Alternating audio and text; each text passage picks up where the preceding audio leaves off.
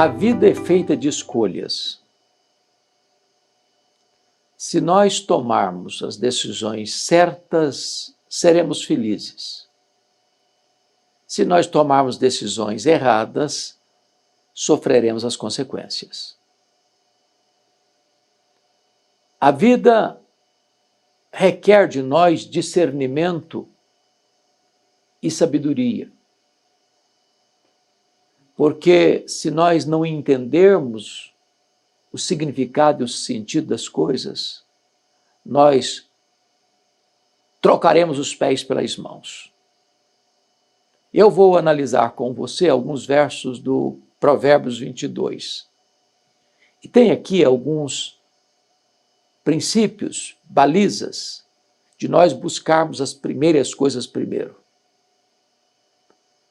Porque se nós não buscarmos as primeiras coisas primeiro, as prioridades da nossa vida estarão de ponta cabeça. Então, começando com o verso 1, diz assim: mais vale o bom nome do que as muitas riquezas, e o ser estimado é melhor do que a prata e o ouro. Que princípio extraordinário! O que é que vale mais, dinheiro ou honra? Riqueza ou credibilidade? Fortuna ou bom nome? É triste quando você vê no cenário político, empresarial, algumas pessoas que chegaram ao topo da pirâmide econômica e social com falcatruas, com negociatas, com corrupção, com violência, assaltando os cofres públicos ou o erário ou as empresas, ou numa canetada ganhando uma licitação para receber propina, ou ganhou dinheiro de maneira ilícita, até imoral, e está nadando no ouro, está com a conta cheia de valores astronômicos, que pode lhe garantir uma aposentadoria tranquila, mas essa pessoa não pode andar de cabeça erguida na rua. Não pode olhar nos olhos dos seus próprios filhos com dignidade. Não pode botar a cabeça no travesseiro e dormir em paz. Então Salomão, que foi um homem rico e riquíssimo, reconheceu um fato, que o bom nome vale mais do que riquezas. E mais, o ser estimado é melhor do que prata e ouro. É mais importante você ser amado na praça do que ter dinheiro no bolso. Na hora da crise, você ter alguém do seu lado, alguém que lhe empresta um ombro hospitaleiro. Então, quais são as prioridades? O que vale mais? Salomão está dando um bom nome, o ser estimado, é muito melhor do que fortuna, do que riqueza, do que ouro, do que prata. Verso 2. O rico e o pobre se encontram, a um e a outro faz o Senhor. A riqueza é um dom de Deus. Não há pecado em ser rico, como não há virtude em ser pobre. O fato de a pessoa ser rica não quer dizer que ela é abençoada e o pobre é amaldiçoado. Não quer dizer que o rico tem mais vantagens do que o pobre no que tange a sua salvação, não. A um e a outro Deus o faz. O que ele está dizendo é que se você é rico, não se envaideça, não se ensoberbeça, não pense que isso é fruto apenas da sua inteligência e da sua capacidade. Se você é pobre, não pense que Deus está amaldiçoando você. Os reformadores diziam uma frase que eu gosto muito: o mistério do pobre e o ministério do rico. Em outras palavras, a Bíblia ordena aos ricos a serem ricos em boas obras, generosos em dar e ofertar. O rico avarento, o rico egoísta, amante do dinheiro, tendo dinheiro como um patrão e não como um servo, ele vai sofrer muitas dores, tormentos na sua alma, não vai manter a sua fé, vai se apostatar. Por isso, glorifique a Deus onde Deus o colocou e tenha um coração grato e um coração generoso, porque nunca ninguém é tão rico que não possa receber e nunca ninguém é tão pobre que não possa dar. Versículo 3 diz que o prudente vê o mal e esconde-se, mas os simples passam adiante e sofrem a pena. O que ele está dizendo? Olha, se você vê uma situação complicada, um ambiente pesado, não frequente esse ambiente, não vá lá. Se as pessoas estão envolvidas em coisas pesadas, pecaminosas, não ande com essa turma. Não se associe com essa gente. Se você é prudente, corta a volta. O que diz o Salmo 1? Feliz é o homem que não anda no conselho dos ímpios, não se detém no caminho dos pecadores, nem se assenta na roda dos escarnecedores. Então, fuja do mal. Fuja até da aparência do mal. Tem gente que tem como que uma espécie de atração fatal para o erro. Ele atrai tempestade, ou ele vai atrás de tempestade. Onde tem problema, ele está lá. Não, se você é prudente, você vê isso e foge. Não seja uma pomba enganada que vai voar para o abismo, vai voar para a destruição. Não faça isso não. Está escrito assim, o galardão do humilde, o galardão da humildade é o temor do Senhor. E o galardão da humildade e o temor do Senhor são riquezas e honra e vida. Preste atenção nisso. Humildade e temor a Deus. O que representa ser uma pessoa humilde, uma pessoa temente a Deus? Representa riqueza, representa honra, representa vida. Então fuja da soberba. É uma tolice uma pessoa de narizinho empinado, de peito estufado. Se você conhece quem é Deus, a grandeza de Deus, não dá para você ficar aí igual um balão cheio de vento. Se você conhece o seu próprio coração, que é corrupto, desesperadamente corrupto, você não pode bater palmas para você mesmo. Então, o caminho da vida plena, de buscar as primeiras coisas primeiro, é você ser uma pessoa humilde. Humilde. E mais, você precisa temer a Deus, que é o princípio da sabedoria. Isso é riqueza, isso é honra, isso é vida para você. Mas ainda, veja você,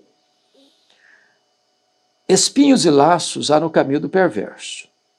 O que guarda sua alma retira-se para longe deles. Espinhos e laços. O caminho já está espetando. E nesse caminho tem armadilha. O que vai ter no caminho do perverso? Vai ter espinho, vai ter laço.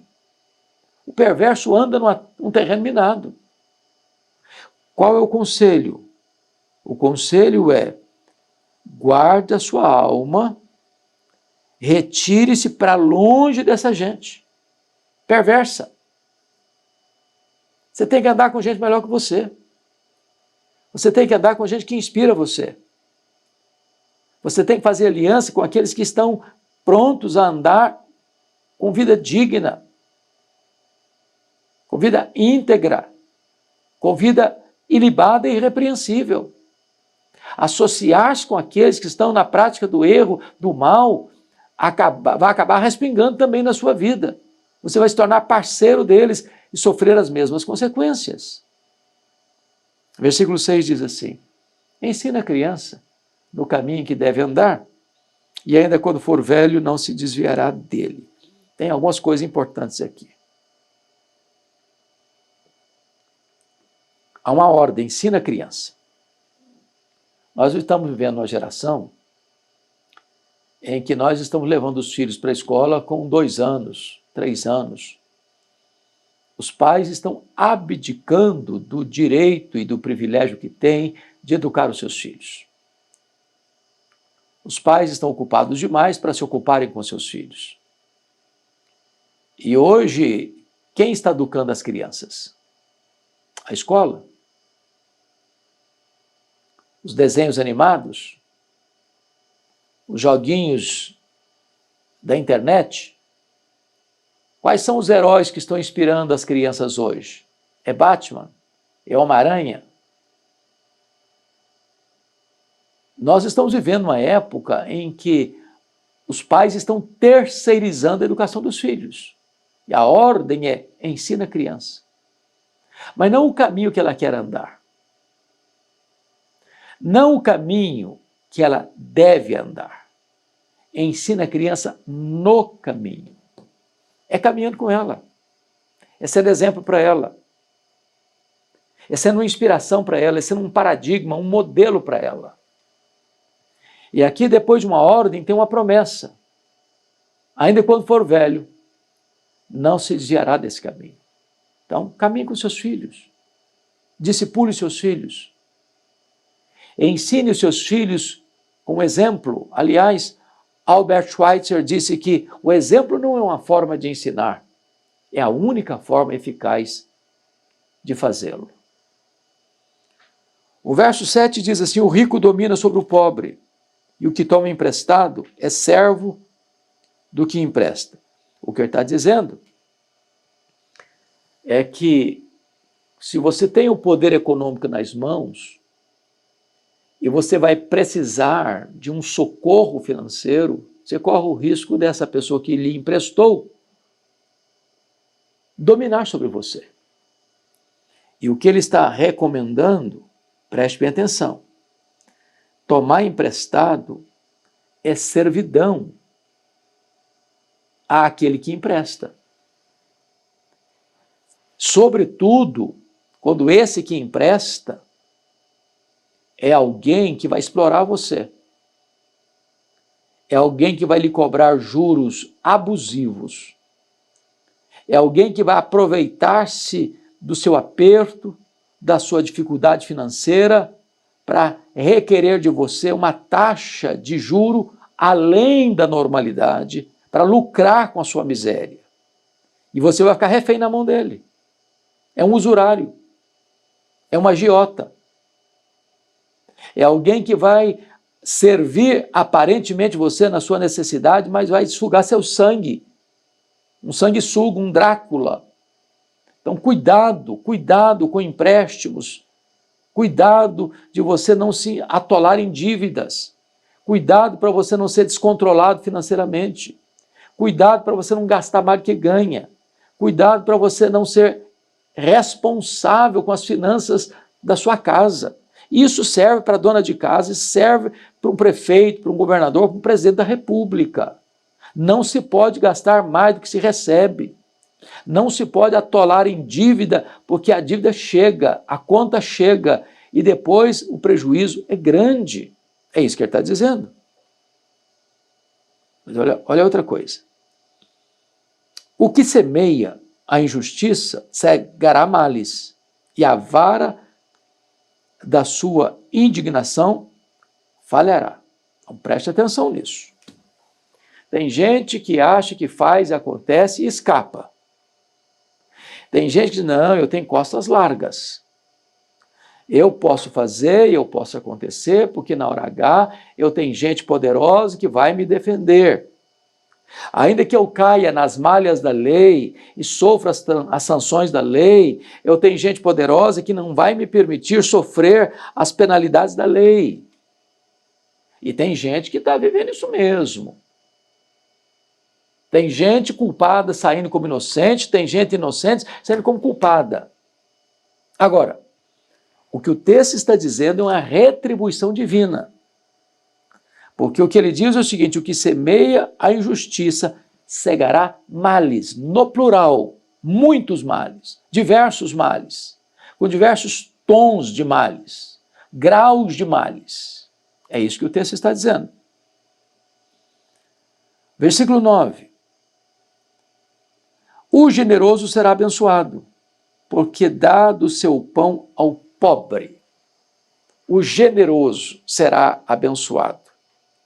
Ele tem pão, é o seu pão, mas ele consegue repartir o pouco que tem. E por isso Deus o abençoa. Isso é algo maravilhoso. A generosidade não é apenas praticada por quem tem muito.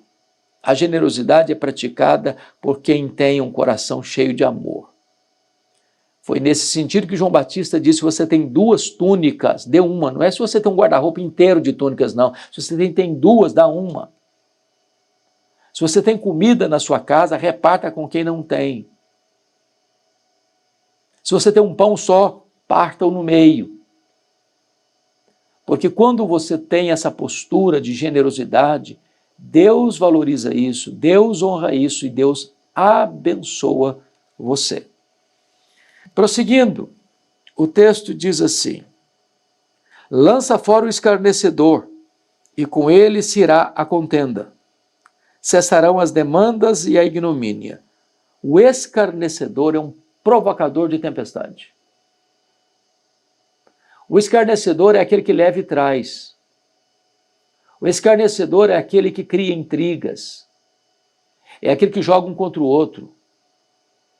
É aquele que levanta suspeitas aqui e levanta suspeitas lá e joga uma pessoa contra a outra, levanta muros de inimizade.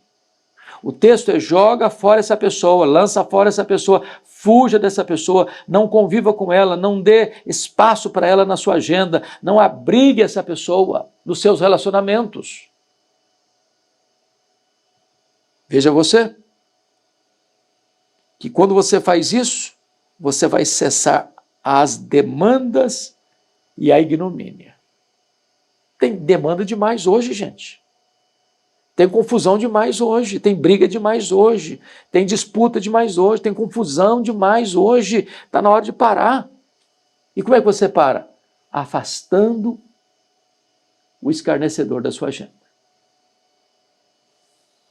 Olha o contrário disso. O que ama a pureza do coração e é grácil no falar, terá por amigo o rei. Ou seja, boa intenção, sabedoria no falar. As nossas palavras, elas podem dirigir ou para o bem ou para o mal. As nossas palavras podem ser uma fonte de vida ou pode ser um manancial cheio de veneno.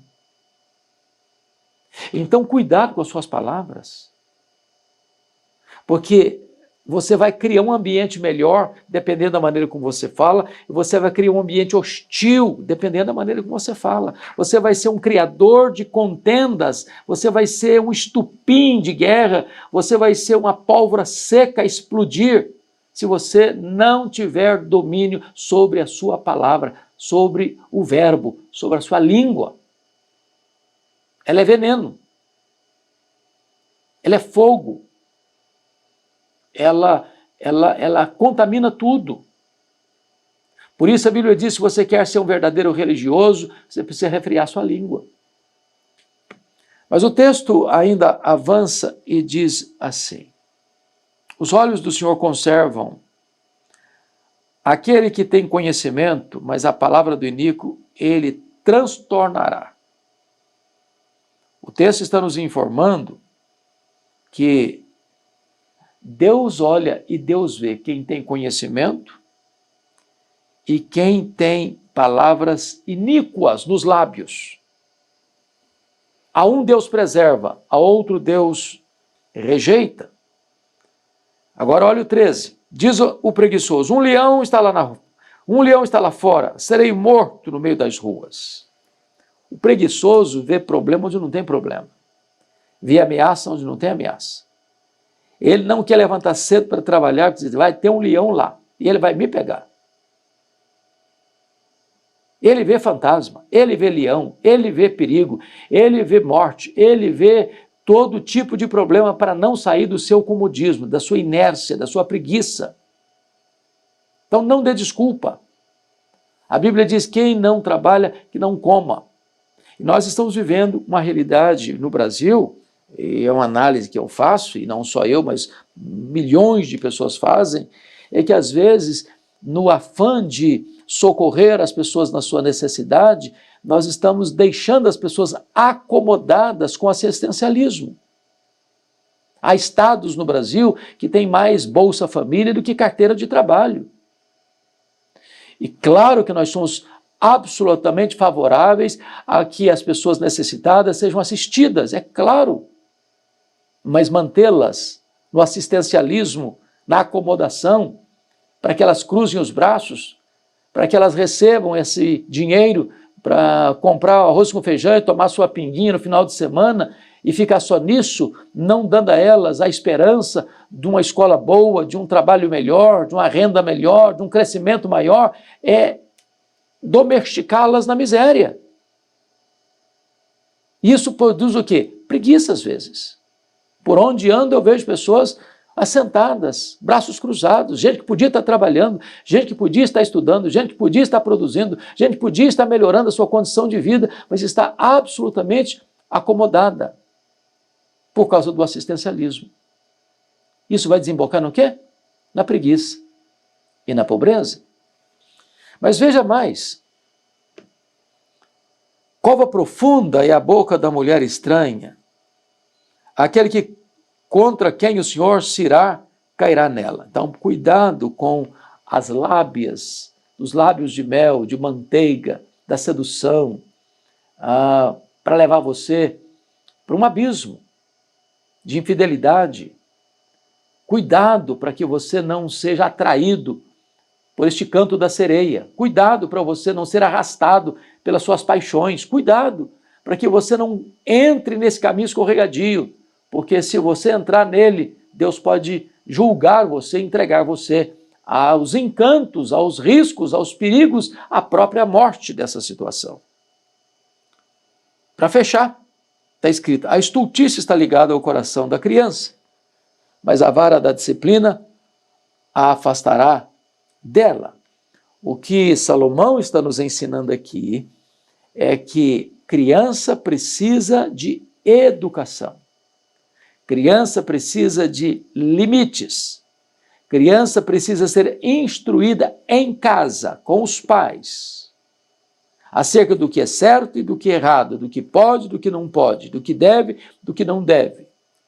Crianças precisam saber em casa as consequências das decisões erradas e os benefícios das decisões certas. Se uma criança é abandonada a si mesma, se ela não tem controle, se os pais não têm controle sobre elas, se os pais não disciplinam, se os pais não põem limites, essas crianças vão envergonhar amanhã os pais. Quantos aqui já leram ou quantos assistiram lá na década de 80 o filme Eu, Christiane F., 13 anos, drogada, prostituída? A mãe pensou que se tivesse uma filha, ela nunca colocaria limites, nunca diria não faça isso, não faça aquilo. A criança que tem que tomar suas próprias decisões e fazer suas próprias escolhas. Essa mãe descobriu que a menina de 13 anos, criadas de rédeas soltas, sem qualquer parâmetro, sem qualquer baliza, acabou se prostituindo e se drogando aos 13 anos de idade.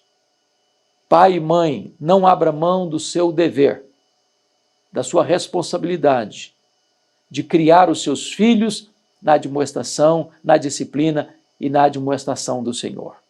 Uma criança deixada a si mesma, diz o texto, esta criança vai ter problemas e vai empurrar os pais para problemas, porque a estultícia está ligada ao coração. Você não precisa ensinar uma criança a mentir, a ser orgulhosa. Isso é inato. Isso é a corrupção do pecado. Isso é a queda. Isso é o pecado original. A estultícia está ligada ao coração da criança. Em pecado me concebeu minha mãe. O ímpio desvia-se desde a sua concepção. Então é necessário que nós sejamos disciplinados, orientados, advertidos, admoestados e receber também a disciplina para que ele entenda que o bem tem benefícios, o mal tem prejuízos. Finalmente, o último versículo.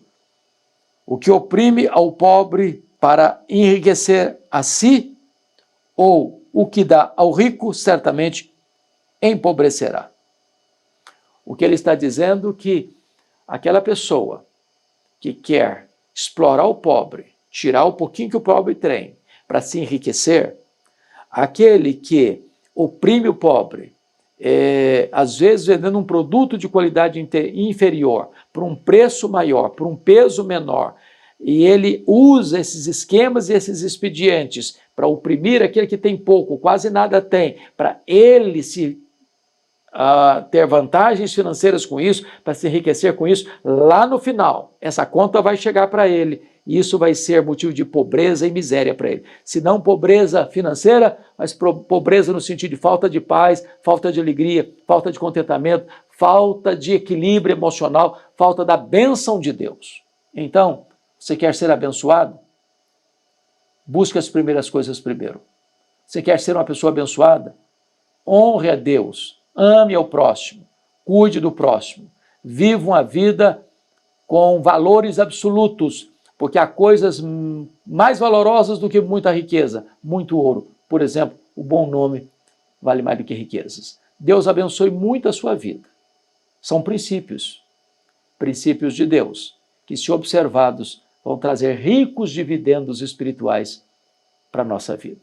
Se esta palavra abençoou o seu coração, eu peço a você que nos ajude a divulgá-la, a repassar esta palavra para outras pessoas, inscrevendo-se no nosso canal e compartilhando essa mensagem com mais gente. Deus abençoe seu coração, Deus abençoe sua vida e muito obrigado.